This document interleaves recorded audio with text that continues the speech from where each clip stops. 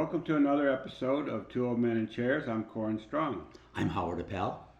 And today we're going to try some new artists that have been recommended to us by some of our viewers who kindly are writing comments and telling us about artists that they think we might like. And we're going to start with a fellow named Burden. I don't know if that's his last name, his first name, or a pseudonym, a stage name. I don't know anything about him.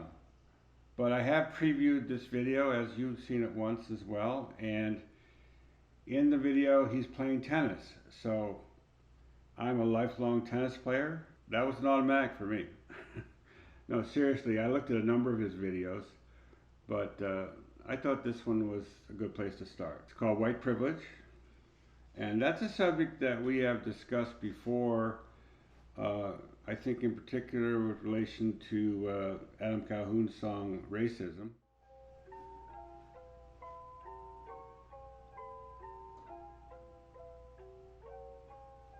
Thank you, Diane. And in today's news, let's talk about this white privilege. I'm about to stir up the pot. I'ma talk about what they don't want me to say. This division of races, a spit in the face of America. Look at how far we came. Oh, what a shame. How does the media fill us with hate? How do you feel like it's racist for someone to say that they're keeping America great? Now, let's talk about this white privilege. I'll make it clear so that y'all get this. I ain't never had an opportunity in life that was given base with the tone of my skin is. You ain't impressed? Look at what year it is. There ain't no talking to you. You ain't hearing this. He just a cracker who walk around talking this shit. He politically wrong and he's arrogant, right? Fist in the air, black pride, that's great. But if I do the same for my race, that's hate. He can do what he wants, is what a lot of you say. But if I play with the police, I'ma have a bad day. So you must be high, then already told you I don't wanna die. Who said it was better? They told you a lie. You think that my colors gon' help you survive? I don't despise my hair and my eyes. My heritage made me as handsome as I. Don't make me no better, no worse than no other person. Just saying, I'm happily white. Plus we the same, let me explain. Work the same jobs and we get the same pay. Wanna pass school, had to get the same grades. If you make the same choices, you get the same places. Let me speak. A lot went by there. I didn't know where to stop it. There was so much going on. But the one thing I think is funny, as a tennis player, you know, and it's probably obvious even to the non-tennis player, he has no idea what he's doing out there. I mean, he's swinging like he was a baseball batter, trying to hit the ball over the fence, you know. And I find that's very common, even in movies where they have actors who are pretending to be tennis players. If they're not really tennis players, you can tell right away. The form is all off. Now this one is almost deliberately off. But I think they chose tennis, you know, as the quintessential white privilege sport. You covered a lot of ground there. So what stuck out for you? I don't know, just my resentment over the whole thing. I've resented the notion of white privilege since I first heard it, and it's just it irks me no end. Yeah, I think you probably identify with his feelings about white privilege more so than me.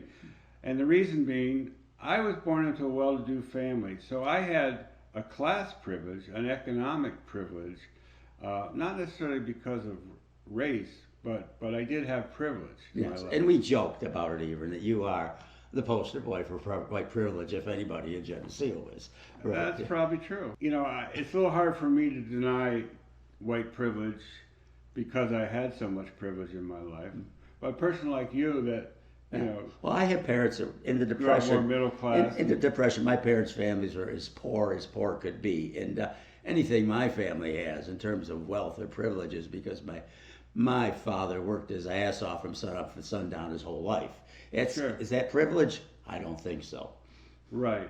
And I think he covered some of those points there, that you got to work hard, you've got to get the grades, you know, nothing's handed to you just because you're white. Now, stuff could be handed to you because, you know, your parents are wealthy, your parents have connections. Well, maybe because your parents stayed together and were a family, maybe because you didn't have a deadbeat father. That could be a form of privilege, I guess, from that perspective. Oh, sure. And, you know, we know that certain minorities have a much higher rate of fatherless homes, and that's definitely, you know, hurting. Although white homes without fathers are it's right becoming, up there today. Yeah, yes. It's becoming more and more common in all races, but historically it kind of started more with minority communities. Really, it really started in the '60s with the Great Society, and you know, and all the welfare programs for unwed mothers, which basically you get more of what you subsidize. The black families were pretty much intact up until 1960, and then once these new programs came in, they in the last 50 years or 60 years they've been destroyed. Yeah, and the statistics worked on white families as well. We've seen And now it's white families. massive increase in single parent families. Yeah. Now he's debating a guy with a rainbow wig. What's the significance of that, do you think? I assume he's the liberal, and this guy's wearing a red hat, so he's got to be. You know, he already mentioned about just because you want to make America great, how does that make you racist? You know, which is a good point. First, they claimed that Trump was racist, and then anybody that supported Trump had to be racist, or they wouldn't be supporting him. So, or any ideas that Trump had, if you support any of his policies, you know, by association, you're racist. Basically, what he's saying is white privilege is a tool used to divide the races. Right, and it's if you look at what communism does, communism used to divide people by class, by working class, bourgeois proletariat. Today that doesn't work so well, so the division is now made with sexual orientation and race. We can divide people easier that way in the 21st century. So that's exactly what they do. They create this mythology of the victim and the oppressor. Yeah, very effectively. Mm-hmm. You make the same choices, you get the same places. Let me speak. White privilege. I work hard for what you see. I was taught ain't nothing free. If someone got it, it ain't me. White privilege. Let's talk about this white privilege. Let's talk about this white privilege. Don't exist, God is my witness. It's easy to see, you think I don't get it cause I don't agree. Like I didn't make it up out of the street with nowhere to sleep and nothing to eat. Everything that we do by choice, your racist movement ain't muting my voice. My life in hell as far as I can tell, the idea of white privilege been destroyed. Where is the card that they say I can pull? Kicked out of school for being too cool. I went to jail and I didn't get bail. I wanted the rent, I'm a felon, I can't. Where is all the inequality at? I applied for jobs, they ain't calling me yet. My eyes are green and my skin is white, maybe they've been busy, yeah, that's gotta be it. You probably believe it. Now you gotta get even though I ain't seen it, that ain't the way that I'm treated. But he said basically white privilege does not exist. And, you know, he had to work for everything. He got fired from his job, and now he can't get another job. He's been in jail. They can't find a place to live. White privilege is not going to protect you from a lot of bad consequences and bad choices. It's just what you want to work for. I look at my grandkids and my kids. The ones that have things are working their tail off. And they've got the nice truck. That's not a privilege. They're working for everything they have. And they're spending their life and their time doing that work. And it's hard work. And it's not privilege. It's work. That ain't the way that I'm treated. Telling me you got expectations of me paying you reparations. But I'm the voice of a million people, feel the same exact way, afraid to say they right. I'm about to stir up the pot, I'ma talk about what they don't want me to say. This division of races is spit in the face of America. Look at how far we done came. Oh, what a shame. How does the media fill us with hate? How do you feel like it's racist for someone to say that they're keeping America great? Let me speak. Privilege. I work hard for what you see. I was taught ain't nothing free. If someone got it, it ain't me. Let's talk about this white privilege. Let's talk about this white privilege. Don't exist, God is my witness.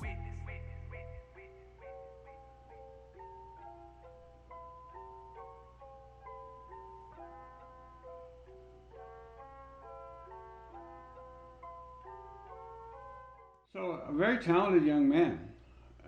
Very direct. Yeah, I don't think he's 25, is he? Yeah. He's like another Samson.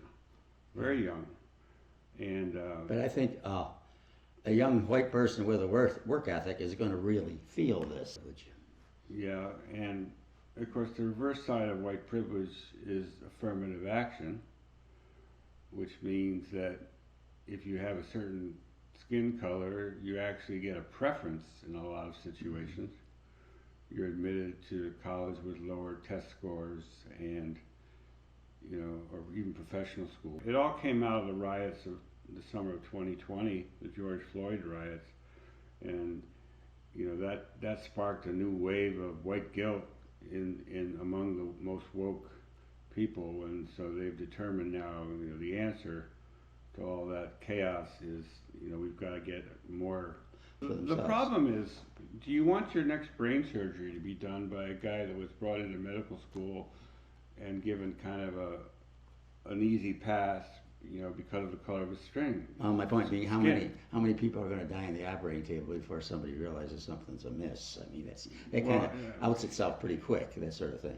I don't know. I think they tend to protect their own, or to I put mean, if it- you want to be a climate put- scientist, maybe you can get away with that. a climate science you could, but or an engineer. Do you want the bridge that you're going to drive over to be designed by a person who, and it cuts the black person too. What if the black person is fully qualified? What if they have excellent scores and excellent grades and they really know their stuff, and yet when you see them, you're going to be thinking, well, is he affirmative action? Is he really a good doctor, or did he just get through? So it hurts the qualified black people, as well as bringing the whole standards of the profession down a little bit for the unqualified people. And it's not just blacks either. I mean, it's other groups that have preferences. And of course, if you're Asian, then you have this. It's even worse than being white, because Harvard could fill up the entire school if they just went by test scores. It would be like 80% Asian. If we're talking about the realm of, let's say, theoretical mathematics, number theory, something really abstract, you're not going to make it in that unless you have the mental capacity. You're not going to make it with affirmative action. Not in real science and real mathematics. I don't believe so. I wish that were true. I don't believe so. More and more, the evidence is that they lower the standards. Maybe history, maybe the liberal arts, maybe No, English Howard, studies. they lower the standards in the hard sciences so people can get through. They think diversity über alles, diversity above all. Well, And it's going to destroy the professions, and it's going to destroy confidence in the professions.